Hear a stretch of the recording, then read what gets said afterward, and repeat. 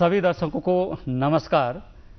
जैसा कि आप हमारे आज के मेहमान कार्यक्रम को देखते हैं और इस कार्यक्रम में हम विशिष्ट विशेषताओं से लिए ऐसे शख्स से मुलाकात करवाते हैं।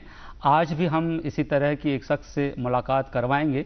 आपको इनकी जो कहानी जो सुनकर आपको आश्चर्य लगेगा, लेकिन बिल्कुल ये तथ्यात्मक कहानी है।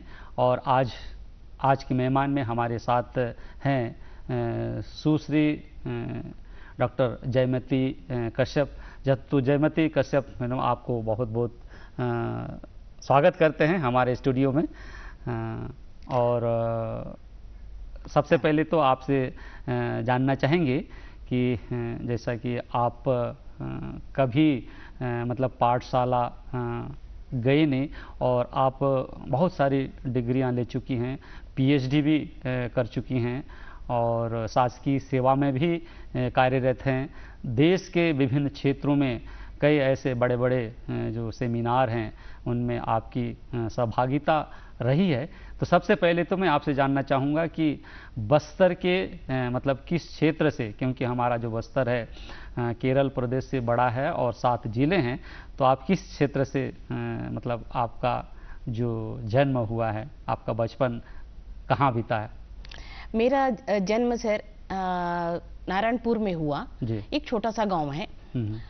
उस गांव में जो मतलब मेरे पिताजी थे वो थे मतलब पहले वो मच्छर दवा छींचते थे, उसका वर्कर थे। और वो पूरे बस्तर में मतलब सब जगह जाते थे। तो ऐसे ही बीच में क्या हुआ, मेरी माँ को वो मेरे पिताजी छोड़ के चले गए। अच्छा। हाँ, चले गए और वो दंतेवाड़ा तरफ बस गए। और मेरी माँ को अकेली छोड़ दिया। हम लोग 3 भाई बहन थे। 3 भाई बहन में से हमको मतलब टोटल पूरी रूप से हम लोग को छोड़ दिए हमारे पिताजी। अच्छा। और हमारे पिताजी छोड़ देने के बाद में हमारी माँ जो है हमको पालन की। और दीदी और भैया हम लोग 3 लोग रहते थे। और हम लोगों का बाकी हमारे तो जनजातियों में सभी लोग मदद करते हैं, फिर भी हमारा पालन जो है ना सिर्फ माँ कर रही थी। अच्छा। माँ करने के बाद में मैं जब 8 साल की थी तब मेरी माँ का भी देहांत हो गया। अच्छा। फिर उस बीच में हम लोग तीनों भाई बहन अस्त व्यस्त हो गए। मेरे दीदी को वो थोड़ी बड़ी थी इसलिए वो लोग मामा लोग लेके गए। और मेरे भाई को मेरे पिताजी लेके गए। अच्छा। और मैं वो छोटी थी इसलिए मुझे कोई नहीं लेके गया। अच्छा। तो उस घर में मैं 8 साल की बच्ची रही। और कुछ खाने वाने का भी कुछ नहीं था और मुझे कुछ बनाने भी नहीं आता था। मैं इसके उसके घर में बाड़ी वो लोग खाना खाते थे तो बाड़ी छेद से मैं उनको झांक के देखती थी। अच्छा। कि वो खाना खा रहे हैं। और सोने वोने का भी कुछ नहीं। मैं किसी का भी घर में किसी भी बच्चे लोगों के साथ खेलते खेलते उन्हीं वो लोग अंदर में सो जाते थे, मैं उनके बरामदा होता था ना बाहर में वैसी कुछ कपड़े लगता कुछ भी नहीं था मेरे पास, ऐसी सो जाती थी। अच्छा। फिर कुछ दिन के बाद में एक शिक्षक है, उनके घर में गाय चराने का बच्चे की आवश्यकता था। तो उन लोगों ने मुझे रख लिए। तो रखने के बाद उनके बच्चे स्कूल जाते थे। अच्छा। और फिर वो लोग स्कूल से आते थे, वो लोग जब तैयार होते थे तो मेरे मन में भी बड़ा इच्छा होता था कि मैं भी तैयार हो जाऊं ऐसा। लेकिन मेरे लिए तो कोई अवसर नहीं था कि कहीं तैयार होके। मैंने तब तक तो ना बाजार देखा था, ना कोई हिंदी बोलने वाले को सुना था, नहीं कोई बाहरी व्यक्ति को देखा था, कुछ नहीं। फिर वो लोग जाते थे तो और मेरे को भी कंघी वंगी करना बहुत अच्छा मतलब मन करता था। लेकिन मेरे पास कंघी भी नहीं था, तेल भी कुछ भी नहीं था मेरे पास। अच्छा। तो उन लोगों को तैयार होके देख से मेरे मन में बड़ा इच्छा होती थी कि खास मैं भी पढ़ाई करती। लेकिन मेरे पास कुछ भी ऐसा नहीं अवसर नहीं था कि पढ़ाई करो। जब वो लोग स्कूल से आते थे तो वो उनके पिताजी उनका मतलब होमवर्क करवाते थे। अच्छा। आज के मतलब उनको पढ़ाई पूछते थे। तब मैं अब मेरे को तो पूछ नहीं सकते थे, मैं किनारे चुपचाप ऐसा बैठ के वो क्या बोल रहे हैं, कौन सा चीज को क्या बोल रहे हैं। वर्णमाला का जैसे उनके यहाँ प्राइमरी में मतलब पहली में एक बच्ची थी तो वो उसको वर्णमाला पढ़ाते रटाते थे। तो मैं दूर से बैठ के उनको सीधा भी देखना नहीं है क्योंकि वो लोग मेरा उपहास करते थे। क्योंकि ये देखो पढ़ाई कर रही है ऐसा सोचेंगे बोल के ना, डर भी एक था। तो मैं तिरछा नजर से उनको किसको क्या बोल रहे हैं, अ को आ को ऐसा, फिर मैं वो देखते रहती थी। देखने के बाद में मैं वहां पर कुछ भी प्रतिक्रिया नहीं करती थी। अच्छा। जब गाय चराने के लिए मैं जाती थी तो गाय चराने में मैं रेत में उसको फिर लिखती थी। अच्छा। और उच्चारण करती थी कि इसको ए बोले हैं, इसको आ बोले हैं, ऐसा। और गिनती भी उनको मतलब 100 तक पढ़ाते थे रोज। तो मैं उसको अपने गाय बैल में मतलब ये करती थी कि इस एक है तो मेरा एक बकरी, 2 है तो मेरा 2 गाय। ऐसा मैं अपने पशुओं में उनको मतलब ये करती थी, गिनती थी। मेरे पास 15 था तो मतलब इतने में मतलब 15 गाय हैं मेरे पास। शाम को वो रटते हुए मैं घर जाती थी कि मेरे गाय 15 हैं, मतलब उसको ये ऐसा गिनती हुई जाती थी। और मेरे पास 7 बकरियां थी तो वो 7 बकरियों को भी गिनती थी और उसको फिर रेत में लिखती थी। अच्छा। फिर कुछ दिन के बाद वो पढ़ते पढ़ते मेरे को बहुत वर्णमाला गिनती सब तक याद हुआ, लेकिन लिखने का तो कुछ मेरे पास पट्टी वट्टी कुछ नहीं था। सिर्फ उधर लिख के रेत में लिखती थी और फिर अपने माइंड में रखती थी। कुछ दिन के बाद में उनके वो लोग सब लोग अंदर में सो जाते थे। मैं वो सार रहता था ना, अपने गोंडिस में बोलते हैं सार, वहां पर आग जलाते थे। तो फिर मैं वहां पर आग, मैं अपने गाय तरफ से आते समय अपने लिए लकड़ी लेके आती थी। अच्छा। मुंडी में बो के पत्ता दतून लकड़ी लेके आती थी। और जब वो लोग सो जाते थे अंदर में तब मैं आग जला के कोयला से अभ्यास करती थी रात को। अच्छा। बस मांडी फूटा देना है और फिर उसका अभ्यास कर रहा है, इसको ऐसा बोलते हैं। और वो लोग उठने के पहले मैं सब आग बग बुझा के गोबर से उसको पूरा लिप देती थी। अच्छा। क्योंकि वो लोग देखेंगे तो मेरे को हंसेंगे, कुछ बोलेंगे, ऐसा बहुत डर होता था। फिर कुछ दिन, बहुत दिन के बाद 1 साल तक का मैंने अभ्यास करती रही। फिर वो यहाँ उनके वही शिक्षक को औपचारिक केतर का दायित्व मिला। अच्छा। उस समय तो वो दूसरे जगह पढ़ाने के लिए जाते थे। लेकिन वो मुझे कभी नहीं बोले क्योंकि उस उम्र भी मेरा नहीं था, क्योंकि शायद 15 साल से ऊपर के बच्चों को उसमें लेते हैं। अच्छा। उस समय जगदलपुर से औपचारिक केतर चलता था, रात पढ़ाई वाला। तो उनको लाइटन मिला था, कंदील, और फिर वो दूसरे जगह पढ़ाने के लिए जाते थे। फिर आते थे वहाँ। फिर ऐसा परीक्षा का हुआ तो उनके पास निश्चित कैंडिडेट की जरूरत था। अच्छा। लेकिन वो कैंडिडेट नहीं मिले। हाँ, नहीं मिलने से ना मेरे को बोले अरे मतलब उनको पता था कि तो फेल हो जाएगी, इसको तो कुछ पता नहीं है। हाँ। फिर भी अपने कैंडिडेट कंप्लीट करना है। हाँ। ऐसे में मेरे को बोले जयमती तेरे पास 20 रुपया पैसा है क्या बोल के। हाँ। तो मैं ना आंवला तोड़, गाय तरफ से आंवला लेके आती थी। हाँ। और एक दीदी को देती थी कि मेरा आंवला बेच देना। हाँ। तो वो 4 आना 8 आना वो बेच के ला देती थी। मैं हालांकि बहुत सारा लाती के देती थी उनको, लेकिन वो 4 आना 8 आना मेरे पास वो मंगे 20 रुपया पैसा। तो मैं वो 20 रुपया पैसा क्या ना मैंने फॉर्म भरने के लिए उनको दिया। अच्छा। फॉर्म भरना क्या होता है वो भी मुझे पता नहीं, लेकिन बोले कि तुम्हारे पास 20 रुपए पैसा है तो मुझे दो। तो उन्होंने सब चीज जो मतलब 20 रुपए पैसा दिए तो फॉर्म भर दिए। फॉर्म भरने के बाद में परीक्षा लिखना तो मुझे पता नहीं। फिर उन्होंने एक गाइड ला के दिया, 1 महीना परीक्षा का बचा था। अच्छा। तो एक गाइड ला के दिया। तो वो गाइड में मुझे आज का जैसा कुछ पता नहीं था। मैंने जितना भी गाइड है वो पूरा पढ़ ली मैंने। 1 महीने में। मतलब गाय तरफ तो जाना है, उस समय तो ऐसा कोई झंझट नहीं, बहुत मैदान होता था। गाय अपने चर रहे हैं, बकरियां चर रहे, अपन को दिन भर। और मैं लौट के दिन के खाना नहीं खाती थी सर। अच्छा। रात को खाना बचा के वो लोग बासी खाना मुझे देते थे, वही खाना जाती थी और दिन भर मैं उधर ही रहती थी। अच्छा। मतलब बीच में गाय लाते थे ऐसा मैं नहीं लाती थी, क्योंकि मेरे को वो अभ्यास करना है, मुझे पढ़ना है, इसलिए टाइम वेस्ट होगा बोल के मैं दिन का खाना ही नहीं खाते थे। अच्छा। उधर मैं जाके दिन भर गाय चराती थी और शाम को वो सब अपना लेके आती थी और अपने मन से मैं रहती थी, कुछ भी बोलती नहीं थी। फिर वो गीदम में हम लोग का पेपर हुआ। अच्छा। बारसूर में हम लोग रहते थे, लेकिन गीदम में हम लोग का परीक्षा हुआ। तो अच्छा। बताए कि गीदम जाना है, परीक्षा है। सर ने बताया, लेकिन मेरे पास कपड़े वपड़े कुछ भी नहीं, जाना है। और उन लोग भी मुझे ऐसा ध्यान नहीं दिए। फिर जाना है बोले से मेरे पास वो गांधी पटका था 2 ठन, एक को ऐसा ओढ़ती थी, एक को ऐसा पहनती थी। अच्छा। और बाल तो कंघी वंगी करना आज के बच्चे जैसा बिल्कुल भी ये नहीं था। तो मेरा बाल को ना क्या तो सियाड़ी रस्सी में बांध दिए थे। अच्छा। और सर अपने गाड़ी में लेके मेरे को आए थे गीदम में। वो आसपास के पूरे वहीं पे होता था, जैसा बाकी बच्चों के साथ परीक्षा होता है वैसा। तो मुझे परीक्षा देने में आई ना, मेरे को बहुत लोग हंसे, ये इसको मतलब लेके आए हैं बोल के। तो सर लोग सब लोग थोड़ा हीन भाव से देखते थे। पहली बार मैंने कुर्सी में बैठी तो मुझे बहुत अच्छा लगा। अच्छा ऐसा होता है। फिर पढ़ने का बहुत ज्यादा जिज्ञासा होने लगा कि अच्छा पढ़ने वाले कुर्सी में बैठते हैं। अच्छा। पहली बार मैंने सर मुझे पेन दिए थे लिखने के लिए। उसके पहले मेरे पास पेन भी नहीं था, मैंने देखा भी नहीं था, दिए। और पेपर में लिखने के लिए तो मैं, क्योंकि मैंने पूरा रट डाली थी गाइड। अच्छा। पूरा जो भी प्रश्न आया मैंने पूरा हल कर दिया। मतलब 5 दिन पेपर हुआ, 5वें दिन मुझे लेके आए और 5 दिन में नहा लेती थी मैं अच्छा से, लेकिन अपने पास साबुन नहीं कुछ नहीं, रोज नहाती थी। अच्छा। लेकिन वही कपड़े वही पहनते थे, मेरे पास कपड़े नहीं थे। तो जब परीक्षा हुआ तो मेरे मन में बहुत ऐसा लगा कि अच्छा परीक्षा ऐसा होता है। लेकिन ये सब मुझे पता नहीं कि मतलब ये होना। जब रिजल्ट आया तो सर ने बताया कि तुम पास हो गए। तो मुझे कोई प्रतिक्रिया नहीं, क्योंकि मुझे पास होने का कोई मतलब ही नहीं था। अच्छा। लेकिन उन्होंने कहा कि जयमती तुमको लिखने आता है। अच्छा। तब मैं बहुत खुश हो गई कि मुझे लिखने आता है। बहुत खुश हो गई कि मुझे लिखने आता है। तब फिर और सभी वहाँ पूरे ब्लॉक में टॉप किए हुए। अच्छा। कौन सी कक्षा का था? 5वीं का। अच्छा, 5वीं का जी। 5वीं का ब्लॉक में टॉप की मैं। अच्छा। और सब लोगों ने फिर मेरे को बोले कि तुम बहुत अच्छा पढ़ाई की, बहुत अच्छा पढ़ाई की।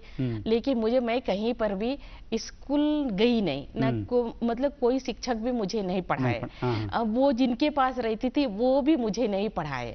लेकिन मैंने वो ताक झांक करके इधर उधर देख के मैंने सीखा।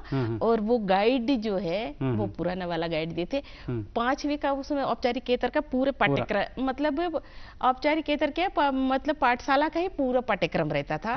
जिले के लिए किताब मुझे नहीं मिला था, गाइड मिला था। उस गाइड में जो भी था वो मैंने पूरी तैयारी कर लिया। अच्छा। और उसमें मैं पास हो गई सर। और मेरे को प्रथम बार में बहुत मतलब सब भूल कर मैं बहुत खुश हो गई। अच्छा। कि मैं मतलब पास हो गई, उसका मतलब नहीं मुझे लिखने आता है ऐसा। तो इसके बाद जो आगे की, जैसे आपने 5वीं कक्षा की परीक्षा दी, फिर आगे की पढ़ाई कैसे हुई? आगे का पढ़ाई में मुझे कल्याण आश्रम बारसूर में एक द्वारकाचार्य जी मिले। फिर वहाँ पे रहती थी, वैसे वो लोग ग्राम संपर्क करते हैं, गाँव में जाते हैं सामाजिक, तो वैसा में वो मिले मुझे। तो उन्होंने फिर बोला कि वहाँ तो मेरा स्थिति वैसी, वो उनके घर में बार बार जाते थे। फिर देखने के बाद द्वारकाचार्य जी मुझे कल्याण आश्रम में लेके आए। अच्छा। लेके कल्याण आश्रम में लेके आए, लेकिन पढ़ने के लिए लेके नहीं आए। अच्छा। सामाजिक कार्यकर्ता बनाने के उद्देश्य से लेके आए। और हम लोग बारसूर में रही। उसके बाद में मुझे भेज दिया गया मध्य प्रदेश बाग नाम में, धार जिला में बाग छात्रावास। अच्छा। कन्या छात्रावास था वहाँ पे। तो वहाँ पे बच्चों के साथ रहने के लिए चाहिए और बच्चों को काम वाम करने के लिए, खाना बनाना, काम करना। अच्छा। बच्चों को देखभाल करना, इसके लिए मुझे लेके गए। फिर वहाँ पर सब बच्चे स्कूल जाते थे और फिर वो बच्चे वापस आते थे। तो मुझे तो थोड़ा बहुत पढ़ने लिखना था, आ गया था। फिर मैं तो बच्चों के साथ ही सोती थी, बच्चों के साथ ही रहती थी। जब वो लोग होमवर्क करते थे तो उनकी गाइड से, उनके होमवर्क वाला गाइड से मैं भी पढ़ाई करती थी। अच्छा, उनको देख करके कैसे पढ़ते हैं, कैसे लिखते हैं। हाँ, वो। और जब वो लोग सो जाते थे तो हमारे यहाँ वो जो मतलब अधीक्षिका का नियम था कि पूरे लाइट बंद करना है। लेकिन वो बाहर का लाइट आता था। जब बच्चे पूरे सो जाते थे तो बाहर का जो लाइट है वो खिड़की पे आता था।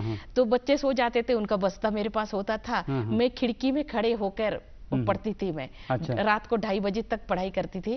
और फिर मैं 1 घंटा सोती थी और 4:30 को फिर उठ जाती थी, क्योंकि मुझे बच्चों को पहले उठना है, अपनी सारी तैयारी पूरी करके रखना है। कि उसमें बहुत सारे नियम है, प्रातः स्मरण करना है, शारीरिक करना है, योग करवाना है, सब मुझे आता था। अच्छा, मतलब इसी तरह से आपकी पढ़ाई आगे की हुई? जी जैसे आपने फिर उसके बाद उस समय तो 8वीं बोर्ड होता था, 11वीं बोर्ड होता रहा होगा? नहीं, 11वीं बोर्ड नहीं था तब तक का, नहीं उस समय 10वीं बोर्ड मैंने किया। फिर 10वीं के बाद में बहुत सारा ऐसा हुआ कि कहीं अवसर नहीं मिल रहा था मुझे। फिर 8वीं करने के बाद में पुनः फिर नारायणपुर आई। एक शिक्षक थे, उनके पास में खाना बनाने के लिए लोग नहीं थे। अच्छा। हाँ, तो उनका शादी नहीं हुआ था, तो वो उनके घर का काम करने के लिए मुझे लेके आए थे नारायणपुर। तो मैं वहाँ से 10वीं का पास कर लिया। अच्छा। हाँ, इस 10वीं पास कर ली। उसके बाद में वहाँ भैया का शादी हुआ, जो शिक्षक है उनका शादी हो गया। तो वो बोले कि तुम अपना व्यवस्था देख लो। तो मेरे पास तो कुछ भी नहीं है। तो फिर एक यहाँ फ्रज गांव में एक क्या रांधना करके गांव है, वहां से वहां का एक बाबू है, वो वहाँ पे दंतेवाड़ा में उनका पोस्टिंग था। दोनों पति पत्नी, मतलब एक शिक्षक थे और बाबू थे, उनका बच्चा पकड़ना था। अच्छा। तो वो फिर बोले कि हमारे घर चलो। तो फिर उनके यहाँ मैं बच्चे पकड़ती थी और वो लोग तो जाते थे। जब पूरा घर का काम करने के बाद, बच्चा सोने के बाद मैं अपना अध्ययन करती थी। अच्छा। और जब वो लोग सो जाते तब फिर मैं अपना पढ़ाई करती। फिर वो वहाँ 12वीं मैंने पास कर लिया। अच्छा जी। तो ये तो बहुत आपकी जो पढ़ाई की जो कहानी है, संघर्षशील कहानी है, आगे भी हम चर्चा करेंगे।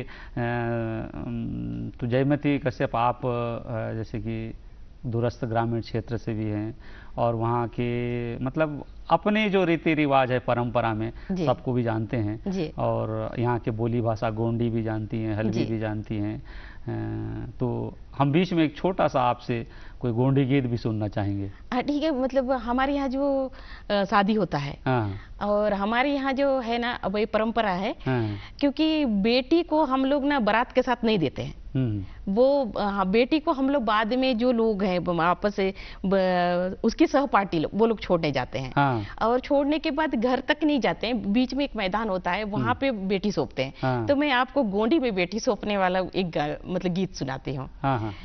दानु नीलो नालो नदा लो नदा, दानु नीलो नालो नदा लो नदा, इग बगा मंदी के लो नदा लो नदा, इग बेगा मंदी के लो नदा लो नदा, दानु नीलो नालो नदा लो नदा, दानु नीलो नालो नदा लो नदा, इग कार लो लो नदा लो नदा, इग कार लो नदा लो नदा।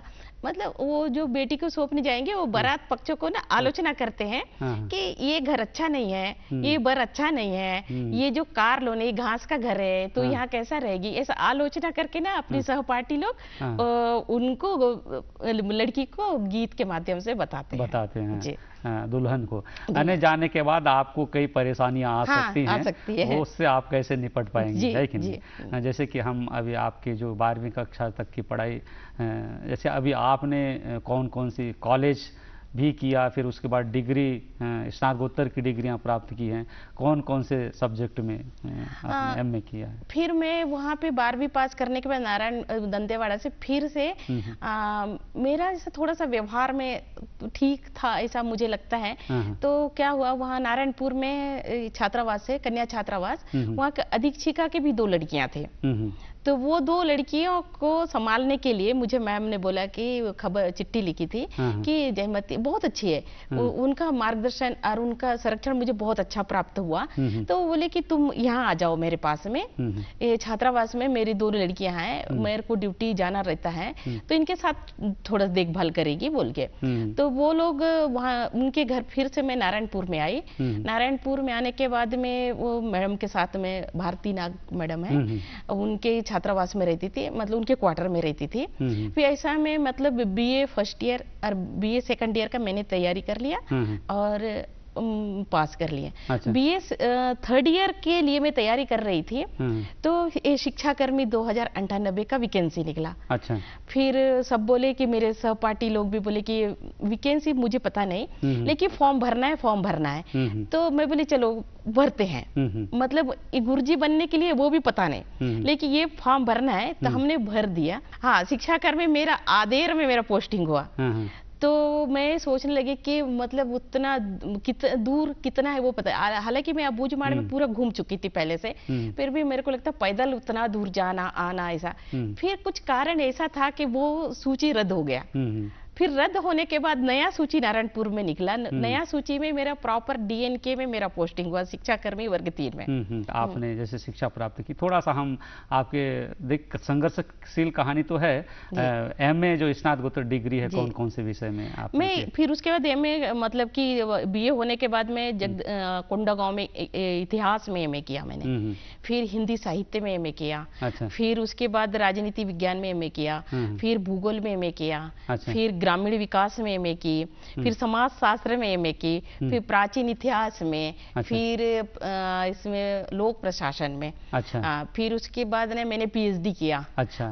PhD में मैंने मतलब जैसे मतलब होना चाहिए था वैसे प्रॉपरली मैंने वहाँ पे मैंने प्रवेश लिया, पंजीयन लिया, जैसा बच्चे का पंजीयन होता है पूरा मतलब विधि विधान के साथ में मैंने पेपर दिया। फिर उसके बाद रविशंकर यूनिवर्सिटी में मैंने PhD के लिए मैं अपने नाम दर्ज करवाई। अच्छा। हाँ। क्या PhD का मतलब क्या विषय? मैं बस्तर के परगनाओं पर किया है, आदिवासियों का मतलब व्यवस्था पर, बस्तर के परगना में धार्मिक, सामाजिक, धार्मिक और आर्थिक व्यवस्था पर। अच्छा। मैंने किया। हाँ। अच्छा जयमती मैडम, जैसे कि आप राष्ट्रीय स्तर पर भी कई बड़े बड़े सेमिनारों में आपकी सहभागिता रही है, तो कहाँ पर मेरा तो सबसे पहले मैं अमरकंटक विश्वविद्यालय जनजाति विश्वविद्यालय में अंतरराष्ट्रीय एक मंच था, वहाँ पर मतलब मैं निमंत्रण किए गए थे, वहाँ पर मैं गई थी। और सबसे पहले मैंने गोंडी में पेपर वहाँ पर पढ़ा था।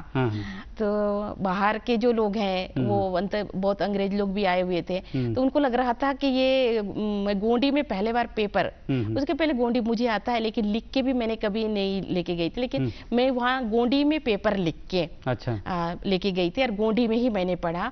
तो विदेश के लोग उनको लग रहा था, अंग्रेज जो लोग हैं ये इंडियन इंग्लिश होगा, ऐसा इतना फटाफट बोल रही, मतलब इंडियन इंग्लिश है, हमको समझ नहीं आ रहा। जब मैं हिंदी में उनको ट्रांसलेशन किए तो उनको फिर उनको पता चला कि ये गोंडी है। तो वो पहला है। उसके बाद मैंने भोपाल में वर्तुला में वहाँ पर एक सेमिनार था वहाँ, फिर दिल्ली में गोंडी डिक्शनरी करेक्शन के लिए मैं वहाँ पर गई थी, और ऐसा रायपुर में तो बहुत जगह पर मैंने अच्छा मतलब इस तरह से बहुत सारे जगहों में सेमिनारों में आपकी उपस्थिति रही है। अभी वर्तमान में आप क्या कर रहे हैं? मैं वर्तमान में ICDS में सुपरवाइजर हूँ, कोंडागांव में, बुनागांव सेक्टर में हूँ। अच्छा। हाँ, और वहीं पे अभी वर्तमान में मेरा पदस्थ है। अच्छा जी। हाँ, मतलब महिला एवं बाल विकास विभाग में आप सेवाएं दे रही हैं अभी।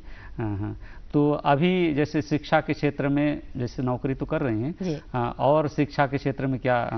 अभी मेरा वर्तमान में जो है संस्कृत में तैयारी है, प्री तो मैंने निकाल ली है और अभी फाइनल की तैयारी चल रहा है। संस्कृत में इस साल MA करने का है मुझे, मतलब फाइनल करूंगी।